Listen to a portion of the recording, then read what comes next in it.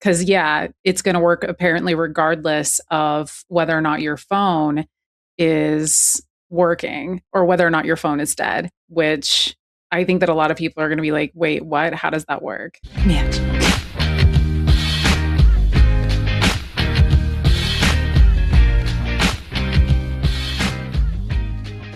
Books? Check. Lunch? Check. Ball game? Check. Unlocking that off-campus apartment? Wait, what? Check. Because when students can use their mobile ID everywhere they live, learn, and go, life just works. With Resident Key in Wallet, Allegiant brings the student experience on campus now to off-campus living in one simple motion, giving students freedom, property owners fewer lockouts, smoother turnover, and stronger NOI. From campus to couch and every moment in between, it's access that finally keeps up. Because student life doesn't stop at the edge of campus, and neither should their access. Unlock it all with Allegiant.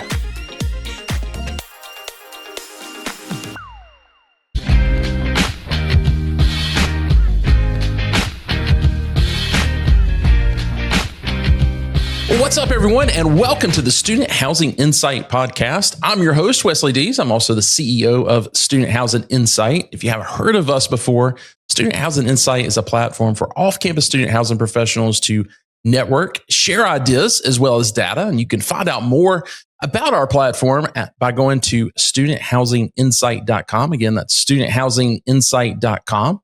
In addition to the podcast, we also host the industry's monthly webinar for the U.S. called ShopTalk. Each month, we provide legislative and policy updates that are impacting our industry, and ShopTalk also provides a monthly overview of pre-leasing data on a national and a regional basis, along with a panel of operators who provide their on-the-ground experiences and observations of what's happening from a pre-leasing standpoint. And we typically provide a topic of the month as well. So a lot of great information. And if you are involved in the operations of student housing in the U.S., you should be registered to receive our monthly invites. You can do that by registering at shoptalk.info. Again, that's shoptalk.info. We'll also provide that link in the show notes. Well, guys, this is our monthly wrap up, but we didn't do one last month. We didn't do one for March. And so that had to do with interface and everything happening there. That interface started on March 30th, and I think ended April 1st. And so we just said, you know what, March was kind of a slow month. Let's come back and just do an April and March episode. And so we were recording this on May 12th. So it may have a little bit of the first week of May in it as well. And joining me for this episode, as always, on our wrap-up series, is Gretta Dare. Hello. How are things going? They're going well. Thank you so much for asking. Well, speaking of interface, you were very much missed this year. You had to change your plans last minute. I did, unfortunately. And I was very sad about not being able to go. I was very sad in general, but I was very sad about not being able to go. I did get to see my brothers, which was amazing and rare, 2 in 1 month, which was awesome. But I desperately wanted to go to Interface, as always. So there was that. Well, it was fantastic weather. You know, sometimes April in Austin can be pretty sweltering. But this year, with it being that first week of April, man, we hit it perfectly. A lot of times you get someone that says, "Hey, will you meet me, block or two away from the JW?" And it's like, do I really want to go out? Yeah, do I really want to go out and sweat and do all that? But this was probably a little bit on the cool side, quite honestly. And so jealous. I'm so jealous. Yeah, it was great, but yeah, we missed you. It was still great, even though you weren't there. But it was okay. Maybe it was just. I refuse to believe this. It's impossible. Maybe it was just good, but no. Great sessions. A lot of conversations around AI. We had our networking breakfast. Thanks to everybody who attended for that. We've now branded that the ShopTalk Link Up at Interface. I love that. Actually, I think that's great. Yeah, and we're also doing ShopTalk Link Ups, which are kind of our, in real life or IRL events that we're doing. We did one a couple weeks beforehand in Atlanta. We've got another one that's coming up June 15th in Raleigh. We're kind of doing that beside of what's going on with BizNow has their Triangle area student housing conference that's happening on the 16th. So the evening of the 15th, we're doing a dinner for, all the folks in the Carolinas that are attending. So if you're an owner operator and would like to attend that link up, shoot me. It's invite only. So just shoot me either direct message on LinkedIn, or you can also email me at wes@studenthousingInsight.com, and we will make sure that if you're an owner operator that you're invited to it. So yeah, those have been really great events so far. And the one, you know how we do the networking brunch at Interface. It's a networking brunch, and then it's, a 45 to an hour long live recording of a podcast. And so that's coming out. And what's so great about that is it's one of the few times we can get so many, owners and operators face to face in a room. Which is amazing. We did this whole, reverse Q&A where myself and the other panelists or guests asked the audience questions, and they had paddles, to either say yes or no, or went really well. So if you're listening to this podcast and you typically listen to the podcast, I would say go check out our YouTube channel for that one, because it's just a little bit of a different experience when you're seeing the audience. Oh, I hope you do shorts with that one, because I feel like that one's going to make really good shorts too. Yeah. There will definitely be some shorts that we put out for that. But yeah, it was great. It was a great conference, and I think Interface broke attendance records again. So next big conference that's coming up, for the space is the NMHC Student Housing Conference in Scottsdale coming up in October. So we'll be doing our annual Topgolf Mixer at that event with sponsorships and silent auction and everything that goes to benefit the Hi How Are You project. And how's May been for you so far, Greta? Well, we're 12 days in, but so far I have, I've been working on some really exciting stuff. So that's what I can say. It's been a good month so far. I'm excited. Well, hey, let's hit on some of the numbers. We're actually going to pull from Yardi Matrix.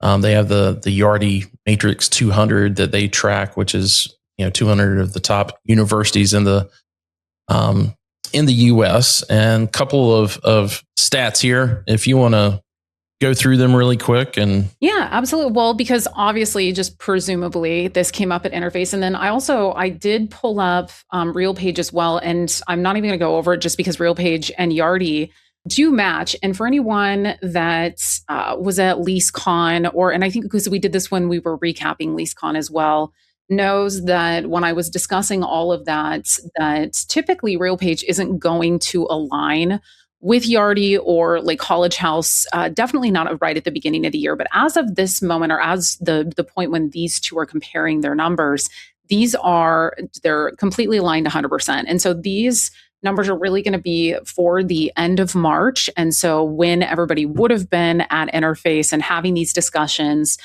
overall. And so the fact that these numbers are matched up, and the difference is that RealPage, they're only going to be reporting on actual fully executed signed leases. And so that's always something to keep in mind. And so that I feel like that it's given us a really strong snapshot of where the industry was overall. And that is, at least to me, that's always helpful, and to have multiple different sources and citations for your data when you're trying to understand what's going on with the market. With that being said, pre-leasing for the 2026-2027 academic year has reached 58.6% as of February. So we were reflecting a solid start for the leasing cycle, and that's according, again, to the latest Yardi Matrix Student Housing Report. And it reached, so again, we are ahead of 54.2% registered during the same month of 2025. Average rent per bed was $925. That is 0.4 year-over-year growth. Leasing season rent growth slowed to 1.2% down from 1.9% last year. And new supply is projected at 28,167 beds for the 26-27 academic year. Yeah. And it's, as you said, this is March's report that came out April 20th, but it is data that they've collected through February, which I don't know if Axio does not Axio, but RealPage. I don't know if that's the same, kind of, sequence of when they put the reports out. But yeah, the conversation at Interface, certainly around leasing, was, we're behind, but it's a 2019 kind of trend, and we're not worried about it.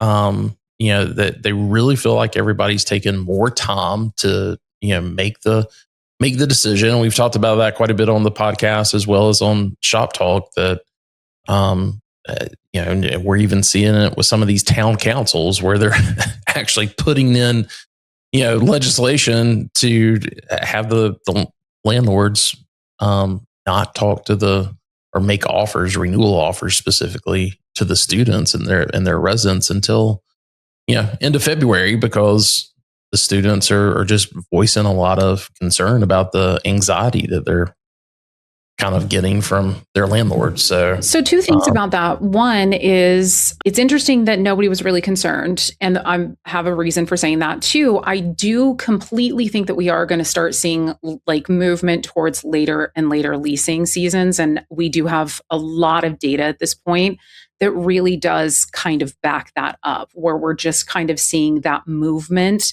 shift. But with that, the reason why I'm curious about that feedback is just because of the fact that as of last year, with everyone that I spoke to, and just kind of like the ongoing conversation that we saw, was really that people were increasingly concerned, and you and I discussed that in a previous episode, which really was leading into coming into this year of people going to be aggressively hitting the market with kind of their biggest and best, their lowest rates, all of that. And then that did prove to be true. And these reports do kind of highlight that, where we saw a lot of large concessions. I think there's probably likely a lot of people who would be listening to this, and where they've seen that in their markets, where there were a lot of large concessions, there was a lot more slowdown right at the beginning. But a lot of really competitive markets that we haven't necessarily seen in quite some time. And that was really what I expected to see based off of the conversations that we had amongst our friends. And it was what I expected to see in the markets that, I'm in. And that was exactly what we got. And so, a conversation, or any conversations, or anything stated where it's like, oh, but we're not really concerned. I don't believe that. Yeah. I mean, I'm sure that's not what they're saying to their property managers at the site level. Yeah. But there's some markets that are doing well. There's some that are nearly on pace. I think that there's a lot where we're not seeing that level of growth. And there's a lot where we're having to do, where there's a lot of concessions. And at this point, where we're getting to, where a lot of the students have now graduated and headed home, we're going into the summer months. This is when people really start to get panicky. I think that there is we saw a lot of leasing that continued through the summer months last year. And I think that we are going to continue to see a lot of leasing that continues to happen through the summer months this year as well.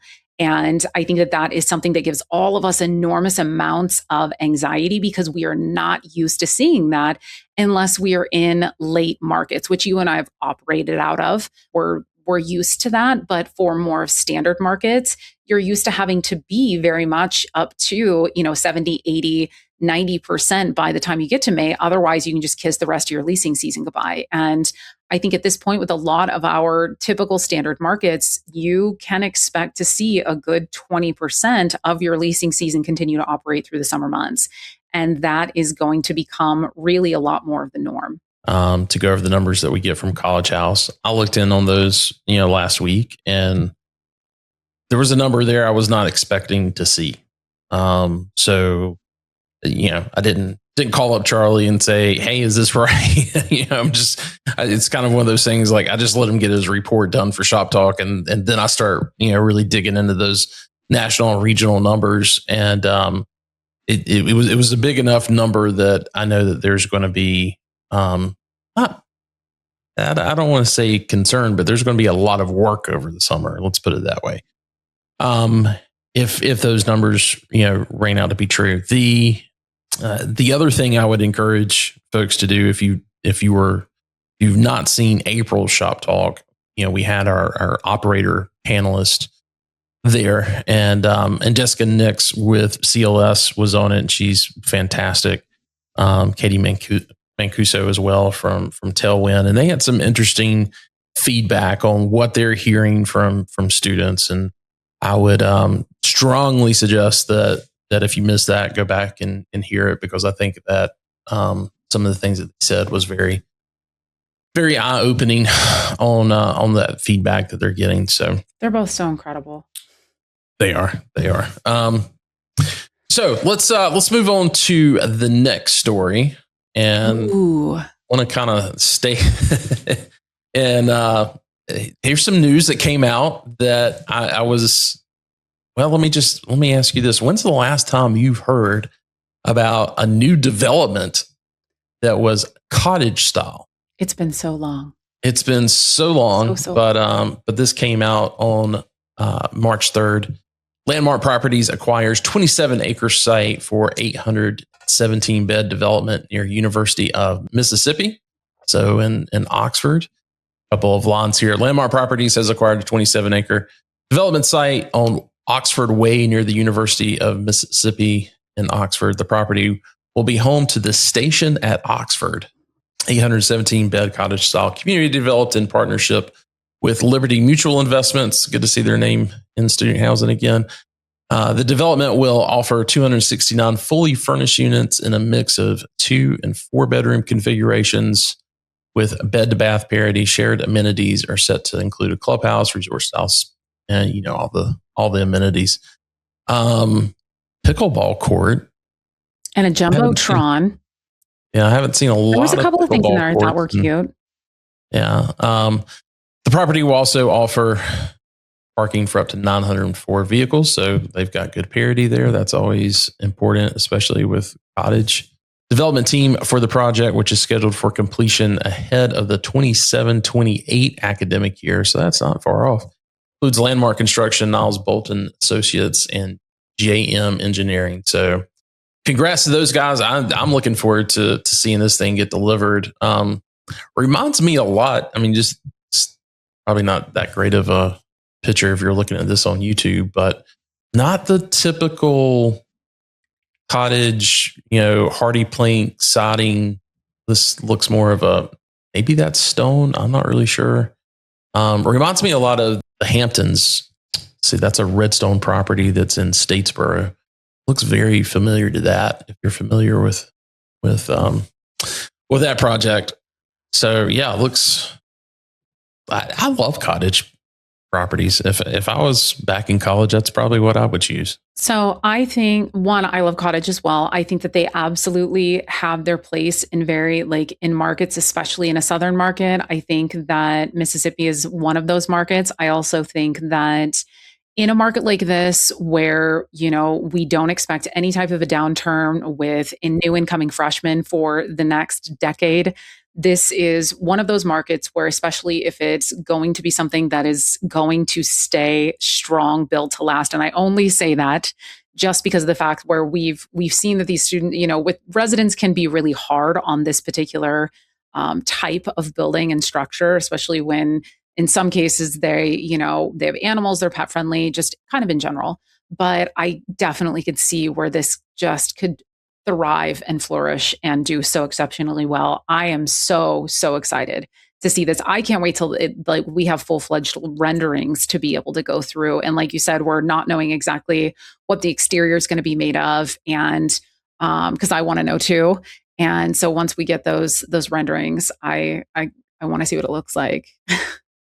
Yeah, me too. But congrats to Landmark for that announcement.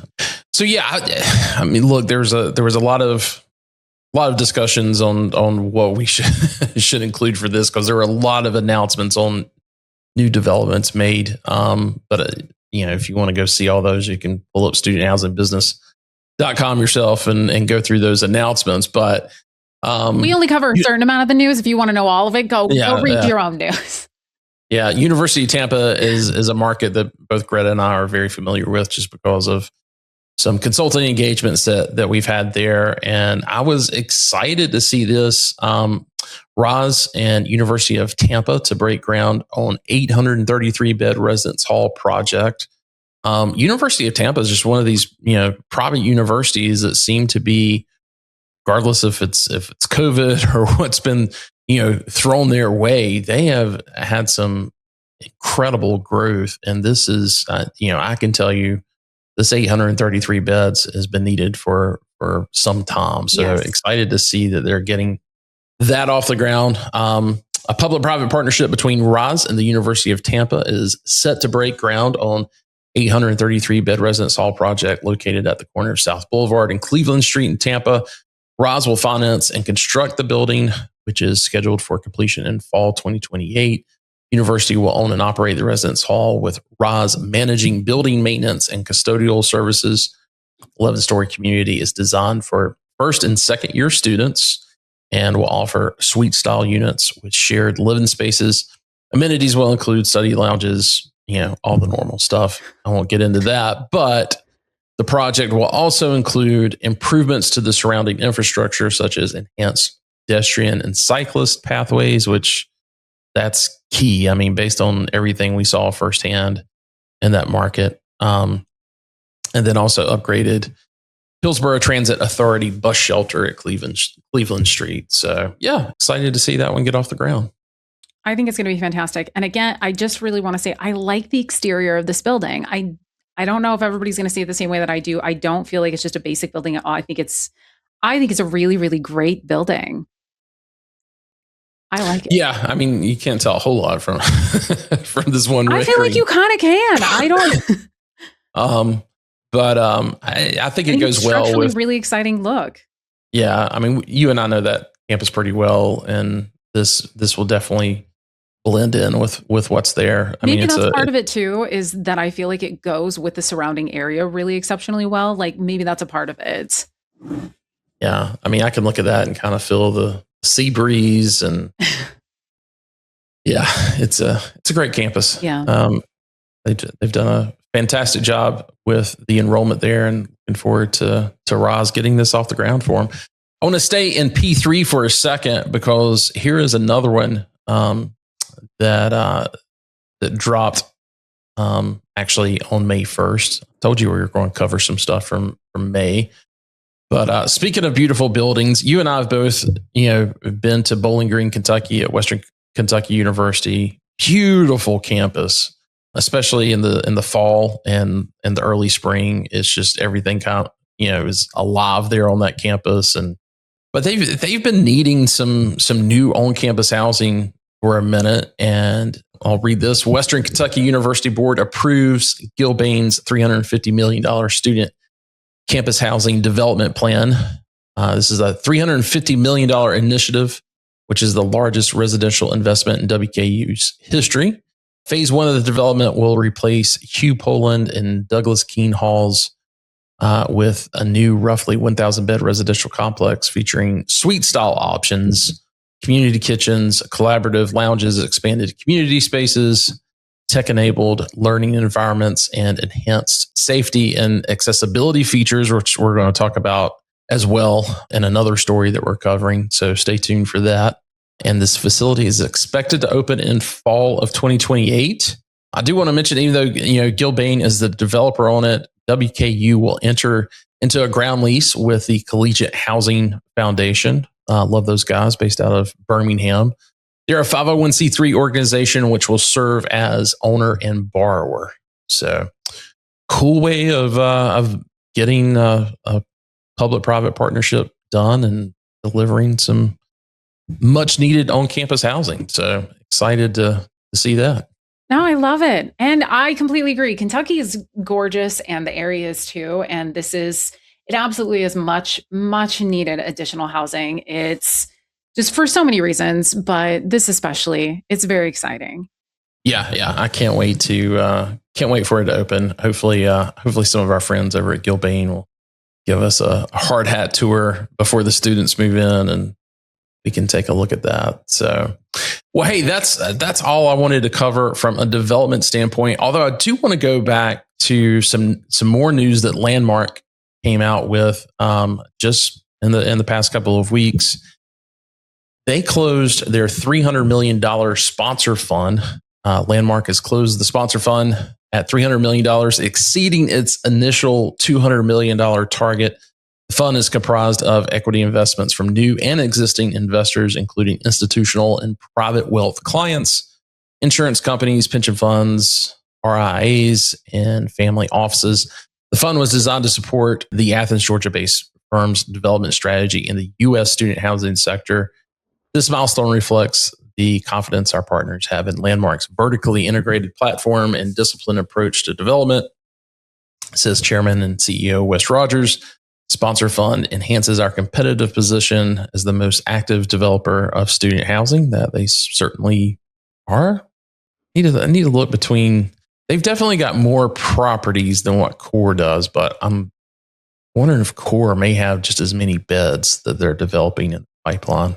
I'll research that later. But anyway, this is allowing Landmark to act quickly and decisively on compelling opportunities in order to deliver compelling risk-adjusted returns for both our joint venture partners and fund investors. So congrats to Wes and his team for raising that. $300 million. Okay. That could end up being what, $1 billion in actual real estate development. From a value perspective, it's huge. That's big. So yeah, congrats to them, and looking forward to see what they bring out of the ground at Landmark. All right. So I've got some news I wanted to go over on, I think we call it company news. And this is about a promotion over at Peak Made. And Sam Solar is Director of Operations Support at Peak Made Real Estate. You may have, again, I'm going to go back to Shop Talk. We recently had, I think it was February or March, we did a preparing for turn type of session that Sam was on. And I was really, really impressed. Sam has been at Peak for a while, and I think they kind of, keep her out of the limelight because she is absolutely incredible to that team over there. So they don't want to risk her getting excited. stolen. Yeah, excited for her on this. I get it. I'll read here a little bit. She will also work to strengthen cross-functional alignment with a focus on enhancing efficiency and supporting Peak Made's growing portfolio. Solar has worked with the firm for more than 12 years, most recently serving as Senior Manager of Operations Support. Sam is highly respected at Peak, and her reputation for operational excellence precedes her, says Senior Vice President of Shared Services, Sandra Barfield. So yeah, super excited for Sam, and wanted to make sure we gave her a shout out. Congratulations, Sam. So yeah, there's something else before we get off of company news. I definitely want to give another shout out to Mike Kivitz over at Price Company. Here's the title. Came out April 6th. Price awarded management of 6 communities totaling 2,564 beds. This didn't all happen in the first quarter of 2026. This is some stuff that the team over there has been collecting over the past several months, and made an announcement on April 6th. But wanted to give a huge shout out to them. Mike is he leads up their business development on the third party side, and he used to be a part of our ambassador program. And so we've had a lot of discussions over the past couple of years about his transition going from being in operations to business development, and just so glad to kind of see all this come together for him over at Price. But yeah, a quick rundown of what makes up these 2,564 beds. It's properties that are in University of Oklahoma in Norman, which it's going to be a subject of another topic we're going to jump on here in just a second. Another one in Clemson, a 438 bed property in Denver, and another one at the University of Missouri. So I think this is a re-entrance for a price at in Columbia, Missouri, if I'm not mistaken, and a 202 bed property located at NC State, which is their backyard, and then in my backyard, literally 2 blocks from this studio that I'm in, they also got a management agreement for a 196 bed new development, which will serve students attending Winthrop University in Rock Hill, South Carolina. So excited to see that. I've been over there a couple of times for some outside tours. I haven't taken a hard hat tour. That's going to be coming up, but been talking to the staff over there because they're actually leasing out of a nearby retail space, and it's been cool kind of catching up with them and hearing about the project and how it's coming along. But another thing with this university, go back to something you said a long time ago, Greta.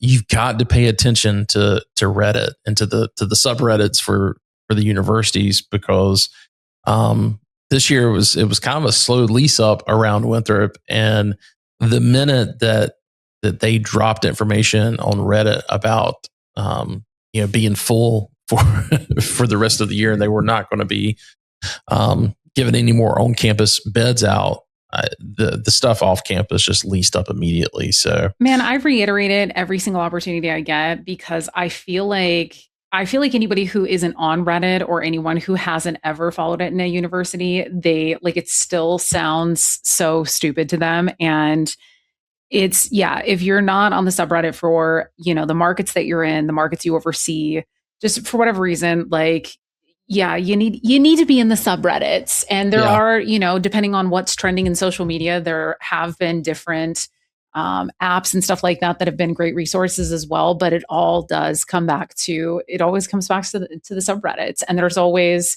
there's typically within the subreddits, there's housing groups that the students follow within the subreddits as well. So I'm glad that you mentioned it, because it's always something that I want to reiterate to people. Follow the subreddits. Yeah.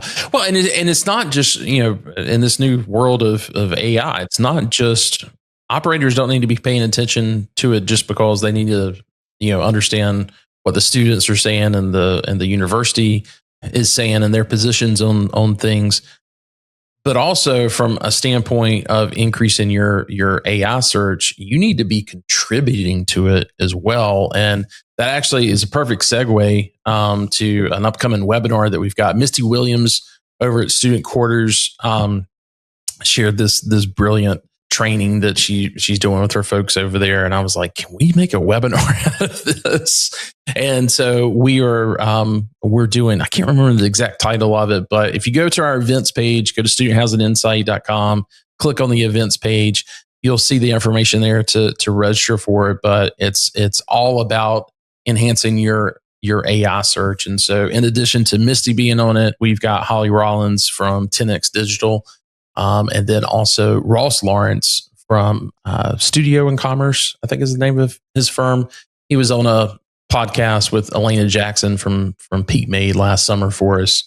That was her ambassador content project, and she did a fantastic job. And Ross was at Interface this year, and we caught up about a lot of stuff that he's doing. And so when Misty said, "Yeah, we'll talk about this on a on a webinar," I was like, okay, I've got to plug Ross in here too, because so much of what he's doing for operators is around enhancing AI search through content. So that is coming up in June. So make sure that you go to we'll make sure we've put up a graphic for everybody to see. And of course, the link will be in the show notes as well. We've got another event coming up, or another webinar that's also coming up in June that we want to check into as well. That's all about attracting and keeping the best residents. You can read into that, whatever you want to. It's going to be an interesting conversation, and you'll have to go to our events page to get more info on it. Cause I want to move on to. So I want to talk about some of our supplier partners. For those that don't know, I know there's a lot of folks that listen to this podcast that are not on the operations side, but they serve the operators. And, a lot of them have obviously sponsored the podcast and, been a part of several things that we do for the industry in sponsoring that. But a couple of years ago, we started our supplier partnership program, and these are really folks that see the value of what Student Housing Insight is creating for the audience, and they wanted to be a part of that, part of our mission. And they also wanted to speak with folks like myself and Gretta on things that they're wanting to do to make student housing better. And so some of them have some great news that we wanted to go over. And we'll start with this one. This is VerbaFlow. And for those that watch the podcast, I did a Behind the Biz with their chief business officer, Dan Smith, back in, I think that released in January, it may have been February, but based out of the UK. And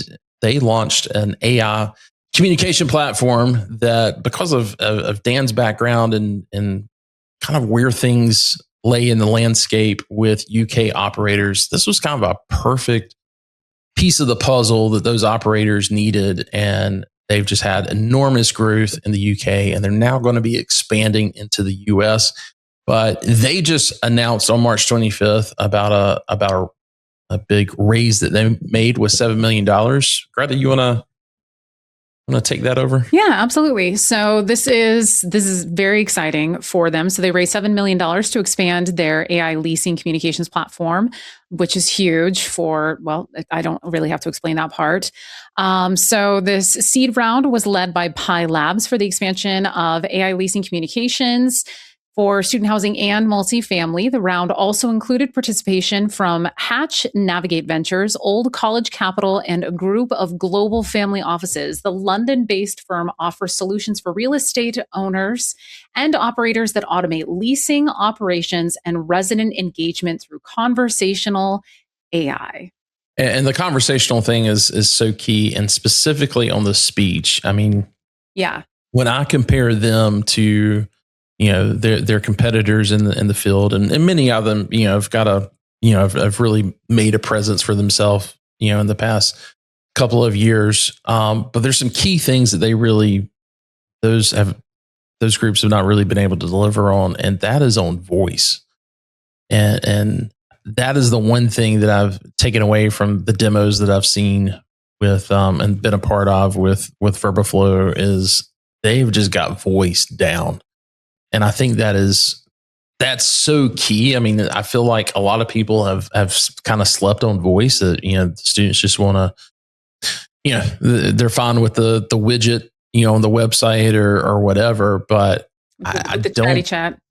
Yeah. And then of course, obviously there's integrations with SMS and everything else that they provide as well. But if you sit in on a demo, and I didn't include this announcement either, but they as far as leading up the US, they hired Jennifer Love, who has been with RealPage and Conservice previously and is very well known to everybody in the student housing world.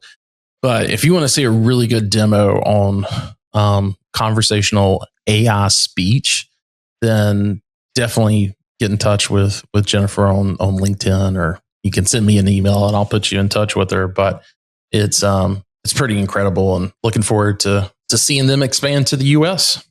It's very exciting. Exceptional product, without a doubt. Well, speaking of folks from the UK or companies in the UK that are expanding to the US, we've got another announcement here that I want to bring up regarding a company you may not have heard about, but Student Crowd. So, in other news about supplier partners to Student Housing Insight, we've got a new supplier partner that has joined recently that I want to tell you a little bit about, but they're in the news as well. I want to bring up a quick article. This just barely made it for our April wrap up. It came out on April 30th, but Student Crowd targets US expansion with $9 million Series A, UK's most trusted student housing platform. There's that word again. Student housing platform. What the hell? Properly used. Properly used. Just want to point that out in a way that makes sense to me. I don't want to say it was improperly used previously, because that'll make me feel bad, but in a way that makes sense to my brain. For those that aren't up on it, we've had this conversation since LV Collective made their announcement that they were pulling their or had graduated from their white label with Cardinal, who is handling their management back office, I guess is the best way to kind of describe that white label relationship. And so that news said that they were starting their own student housing management platform. And I had like 3 or 4 people, say to me, "Oh, did you see where LV Collective's doing their own software?" And I'm like, I know that's how it was written, but that's not what that says. They're doing their own in-house student housing management division is what that really means. But anyway, back to Student Crowd. UK's most trusted student housing platform brings verified reviews to the US, built for the age of AI.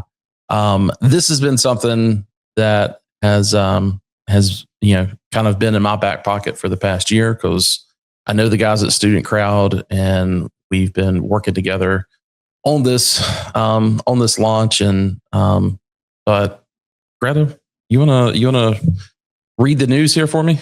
Yes, absolutely, because I am so excited about this. So we have Student Crowd, after helping 14 million plus students in the UK and Europe research universities and housing through verified reviews. Student Crowd has secured $9 million in funding to support its expansion into the U.S. student housing markets. The Series A funding round, led by YFM Equity Partners and backed by Midland's Engine Investment Fund 2 through fund manager Mercia. I feel like I'm not pronouncing that correctly. Ventures marks a significant step forward in the company's growth. Founded by Paul Humphreys and Pete Sisson, Student Crowd was created to help students make more confident decisions about where students study and live. Today, the combination of comprehensive market data, verified student reviews, and structured property profiles makes it a trusted source of insight for millions of students. It supports the UK's largest 30 student housing operators by informing and attracting prospective residents through AI-powered search, helping reach students at the moment decisions are made. Unverified online reviews remain a major challenge for both students researching housing and providers managing their online reputation. Student Crowd addresses this by verifying reviews through active university email addresses, ensuring contributors are genuine residents attending a local university. That is key. That is so key. And for those that were at LeaseCon, and specifically at our ShopTalk Summit, executive summit that we did the day after LeaseCon, you've already met Paul, and you know about what's going on. Greta, you were there at the summit, and I know this has been something that you're excited about, but to give us a little bit more clarification on what that actually means, we've got the CEO himself, Paul Humphreys. Paul, welcome to the podcast. Thank you, Wes, and thank you, Greta. You pronounced everything perfectly, by the way. Yay! You nailed it. I was like, I probably should have read this before I read it, and then I felt bad. So I'm really happy to hear that. Well, Paul, you and I have known each other, I guess, for 18 months, 24 months, something like that. We've had some. I've certainly been aware of Student Crowd much longer than that, because I've got a lot of UK operators that are that watch the podcast and reach out to me, and I've met many of them in London when I went there back in 2018, and I know that they rely heavily on Student Crowd. And what obviously is unique about it is that you've got to have a .edu address in order to put a review. But you guys didn't necessarily start with reviewing off-campus PBSA, as you like to say it in the UK. You guys it really just got started with was it classrooms or professors that you were trying to create a platform for students to be able to review? Yeah, that's spot on. We started with universities and colleges, and then specific degree courses, which is obviously quite different in the UK than it is in the States. You very much choose before you get there what you're focusing your major on, and where students live, which we say PBSA, purpose-built student accommodation, on campus and off campus. But the thing that we learned really quickly was there was a real need from students to help where they were going to live. It's such an important decision, and as you know, being professionals in the sector for a long time, that choice of where you live has a profound impact on the rest of your life. And we also found a sector in the UK who were desperate for verified reviews. That they had this big problem with other. I'll name them, the Google reviews, the Yelp reviews of the space, that they're not verified, and they're often not written by residents, and they're also it's just a rating out of 5. It's quite difficult to summarize an experience when you maybe lived there for 1 month or 10 months. What was it, 4, maybe a 3? Whereas I think what we really noticed was that students want to rate the location, the Wi-Fi, the social experience, the amenities, and then actually write about it, and also and it works much better for the operator as well, which is why I think you mentioned in the article we do work with the largest 30 student housing operators in the UK, and we're starting to work, say, with some pilots in the US. Yeah, so kind of the first introduction was back at LeaseCon, and you said, "Hey, I don't want to come in and be on a panel. I really just want to sit back and absorb." And I said, "Hey, that's great, but I think you need to be a part of our summit, because that's really where a lot of times there's some emerging technologies or some things that are kind of being done behind the scenes that we want to put out in front of operators, beforehand, to say, hey, this is something that is coming later this year, or a new way of looking at something."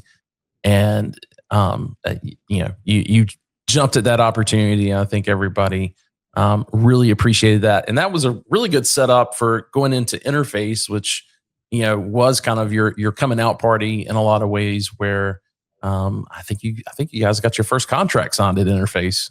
That's right. Yeah. What I'd say, and I do want to say a real personal thank you to Wes. He doesn't know I'm going to say this, but for the last 18 months, we've been in research mode, really wanting to learn everything we can about US students, US operators, and really how it's different, how we need to shape our platform, our digital platform, in order to really meet the needs of students and the sector. And massive thank you to Wes, and also for all the introductions you've made to brilliant people like Gretta along the way as well. I do think I'm just saying that because I'm right here. It's okay. It's true though as well. But I would say we're kind of we're now, when I was entering that, we're in this pilot stage where we're really enjoying doing focus groups with students to really make sure that the platform works for them, and we're getting some really good results, particularly in AI search, which probably have exceeded our own expectations of students being able to search for any phrase around reviews or what properties are like, and AI, as it does in the UK, AI search is relying on student crowd to populate those answers. Well, yeah, I mean, and I think that all goes back to the verified reviewers and knowing that they're actually students. I think that plays so much into that. Hey, I want to thank you for joining us. Obviously, there's a time difference. You are still in the UK, but I did want to, I've worked with several companies that have either come from the UK or other countries that were expanded into the US. None of those CEOs have actually moved here, and that's something that's different with you. That's how serious you're taking this expansion. Later this summer, you're going to be moving to the US with that great British accent and that beautiful family of yours. And if folks want to start, teeing up conversations with you, because obviously people, we haven't even had move out day yet, but everybody's already thinking, about next year and how they're going to be getting in front of folks. And so I want to just, give you an opportunity of, how do they get in touch with you? Is LinkedIn the best way? Can you give us that information? Yeah, I mean, LinkedIn works really well, let's be honest. We have got we've got a US landing page. But I think hit me up on LinkedIn, and we can arrange. We can do a demo as well, very very easily, to show what our platform is all about. And yeah, just to say, we're looking to move in August. So any tips, particularly moving to the Space Coast area in Florida? We're very excited, and also keen to get there before the school term starts. Well, yeah, Florida is in that part of Florida. I think you're going to be keeping your kids busy between Disney World and the rocket launches. Kennedy Space Center first, Disney second. Well, great. Well, Paul, thanks so much. We're going to make sure that we do a proper, behind the biz episode with you once you get here, and we can sit down face to face. But really looking forward to what Student Crowd is bringing to the U.S. and hope you have a great week. Cheers. Thanks, Wes. Thanks, Greta. Bye. Take care. So that brings us to our last story for this episode, which it's kind of been a big build up to this. I mentioned Price Company and their management acquisition in Norman, and then we also talked about with the WKU deal on accessibility. But back on March 6th, there was a press release. You probably saw some other news around it as well, but Price and Iris Technologies, which is, I don't know if you consider a subsidiary or a sister company, but Iris Technologies, which is led by Whitney Kidd, is helps other operators with any kind of technology type of implementations that they're wanting to do, and advising on that. But they introduced the mobile wallet access at the Collective at Norman near University of Oklahoma. So let me give a little bit of background. So this time last year, I think it was actually in the fall, there was a huge amount of FOMO that was happening with operators when they saw a lot of posts and everything on. In fact, I'll try to find a couple of the posts and put them here in B-roll. But there was a lot of these posts about these folks being on campus in Cupertino, California at Apple's headquarters. And I've gotten a little bit of feedback from folks. They all, I think, signed NDAs, so they were a little afraid to tell me what all they discussed. But they were basically advising Apple around, how college students and specifically student housing is, what that life cycle looks like, and what are the specific things that if we want to use our devices, if students want to use their devices to be able to, have use that as the one key that they need for every door between campus to community. And that's a new word or term that if you haven't heard it, you're going to hear it quite a bit. And Allegion, who has been just a huge company on, they're the company behind Schlage and so many of these other brands out there around access control. And they were part of putting all of this together with Apple back when that meeting happened, along with Quext. And kind of the long and short of it, this is kind of the first one that has come out where they're using mobile credentials or a mobile wallet, having those credentials there. Now, we'll get into a little bit of why that's important, but this is really about the Apple Wallet and the Google Wallet having those credentials for everything, not only on your community between the leasing office and the amenities there, and all the way to the unit and the bedroom doors, but even extending onto campus. And that's going to be a key thing that we're going to be seeing in this industry. I wanted to kind of make sure everybody has this on their radar as they're thinking about, do they need to change out their lock systems? Because this is going to be something that I feel like a lot of students are going to be demanding, regardless if it's the highly amenitized new property that's being built right beside of campus, or if it's more the economical, budget-friendly apartment community. I think they're going to want to see this wherever they are. Gretta, I'm going to queue up a video really quick that Whitney sent over that was kind of explaining, because I was like, hey, I want to explain this to the audience, but I really want to explain it from, a student's point of view and a property manager's point of view. And so she sent me over a video that I'm going to play a little bit of it for our audience that I think captures it perfectly.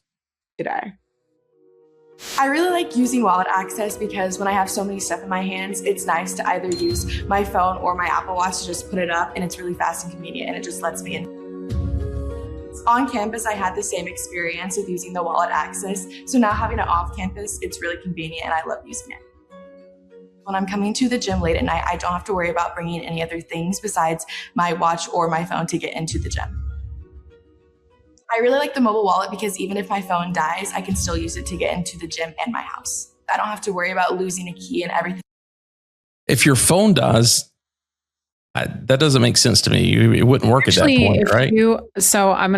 If you look at what the screen that we were just on, it actually mentions this in that article as well, where it says regardless of battery life. And so I was wondering about that. So this is interesting because it's going to work apparently regardless of whether or not your phone is working or whether or not your phone is dead, which I think that a lot of people are going to be like, wait, what? How does that work? Magic. Okay. So I just Googled. Yes, NFC mobile payments can work even if your phone is drained on battery. I don't know why I didn't know that. I don't use this kind of technology for my house. So I guess that's why I'm just not familiar with it yet. Well, and so it's because I think that there's something with like emergency services where that can happen too. Like I feel like there was some like survival or something where somebody got lost in the wilderness, and that was like the first time that I heard it. So like I think that makes sense where that works for like a certain period of time, but that's wild because obviously you would still want that, especially if you're going to be, if it's going to be phone based, that's going to be one of the first concerns that stands out to people is like, okay, that's great and all, but what if my phone dies? Because that's a real concern. So that's incredible that they worked with that technology in the phone. Yeah. This just says many modern smartphones, particularly iPhones with Express Transit and some Android devices utilize a power reserve feature. This keeps a small amount of energy for NFC functions for 4 to 8 hours after the phone shuts down. Interesting. Okay. So you have a limited amount of time, and not all Android phones. Yeah. No, that's it. Okay, that makes sense. I was like, how did she throw her phone through the window? Is that what she meant? That didn't make any sense. Now it makes sense. Sorry, I'm behind the times on that. I have to worry about losing a key, and everything that I have is on my phone. On campus, we use mobile wallets to do a ton of different things like buy food, check into events. So it's a really similar experience to on campus. Wallet access is really convenient for me because I always have my phone on me. So I don't ever have to worry about not having my keys on me. And I don't ever have to worry about not getting into my apartment. Wallet access has helped from a maintenance perspective on cutting down time, getting in and out of units, no more having to lug around key rings. During turn, this will be a huge help because we no longer have to worry about who has what keys. With turn vendors, this is going to help me tremendously because I no longer have to worry about what keys are assigned to who. So I was having to pull off from our teams to go help them, let them in and out. Mobile wallet access has helped with our after hours lockouts by reducing it to 0. We no longer have to come out at 2 to 4 in the morning and let people into their units when they've lost keys or just their phone is dead. And so it's been amazing. The biggest benefit of the wallet access so far has been how much time we were able to save with move in and move out. Our residents are able to show up and just go straight to their unit and move in, and they're able to move out without stopping by the office. And if your phone dies, you're still always able to get in because it always has the power reserve. I was excited to roll this out at our property. See, she knew. One would hope. Big and new, fits very well with our property, and I think it will be a great improved experience. I think this is a huge selling point for prospects and renewals. With this new technology, we're able to have this new competitive edge. Partnering with Iris Technologies was great. They're great. Yeah, so I want to just kind of share that perspective because I mean, obviously the residents are kind of the key thing. You want to make sure that this is a technology that that makes sense to them, that they want. And that certainly makes sense, especially as we're seeing more and more universities go this route as well. I think that makes so much sense that, the operators and the landlords, in the community outside of campus definitely need to be attuned to this. And I think it's going to be something that everybody's, all the students they're probably going to be asking that. I mean, other than being able to show off like electronic keys and the Bluetooth thing has been around for a while, but being able to actually, like, I would probably come into the leasing office with a dead phone just so I could show them how it works. Right. Well, it's funny because I'm sure that there's plenty of people, same as I did, where it's like, we've been using apps on our phones because, and again, so I know there's people who are watching or listening to this where, there are a couple of different key technologies where there is an app for that. Not to quote the 9 million year old, there's an app for that. But there are other key technologies that offer this. But the difference here is, for anyone who may have missed that, is that this is not where you have to download the app that connects to the specific brand of technology that you are utilizing for your key service. This is specific, just like when you add your airline ticket to your Apple Wallet. And so that's a key differentiating factor here, is that this isn't adding an app. That's wildly different. And then on top of that, you made a really crucial point, Wes, where if your university in the market that you operate out of, if they're already using this, and then you do have a new dev site that comes in, or you have another one of your competitors that transitions to this technology, and then you have another, like a certain number of them. So say that you have like a larger competitor in the market who's like, well, we're switching everybody to this, all of our properties to this technology. And then you're trying to compete with them and you don't. And so it's like, that's something that they start advertising for as one of their technology, or, one of their offerings and amenities. And so you don't have it. How are you overcoming that obstacle? You can't. You're on your SWAT. This is now one of your exactly. One of your issues. And it is an investment, I imagine, because you're going to have to do all of your, switch out all of your locks and figure that out. But it's like, this is different. And this is an excellent emerging technology that honestly, I genuinely love. Yeah. Yeah. I mean, I do think it's, obviously a competitive thing that you want to make sure that, you understand your market. But the main reason I wanted to bring this story up is, Allegiant, I'm so thankful that they supplied that they have joined the supplier partnership program with Student Housing Insight. And I think it really shows their, obviously their commitment to the industry and to the sector. But that doesn't necessarily mean that at, your specific university that if you're a property manager in a market, or what I'm getting at is you've got to have that conversation with the university and understand where are they headed as far as access control is, on the university. I mean, obviously that's something that they don't want to give a lot of specifics out to, but if there is a particular technology or company that they're working with, it's going to be very important to make sure that you've got an understanding of it, so that if you can make that as cohesive as possible between, campus to community, that's going to be key. Yeah. No pun intended. So anyway, hey, that's been a long one. It's 2 months of things that we had to go over. Thanks to everybody that has stuck around for this. I have a feeling once it edits down, it's not going to be as long as it was for us on this side. So yeah, we're all ready to go to the bathroom and go get something to eat. So, anyway, Gretta, thanks so much for being a part of this and helping digest this for all of our listeners. So we will see you next month. Bye. Thanks, everyone.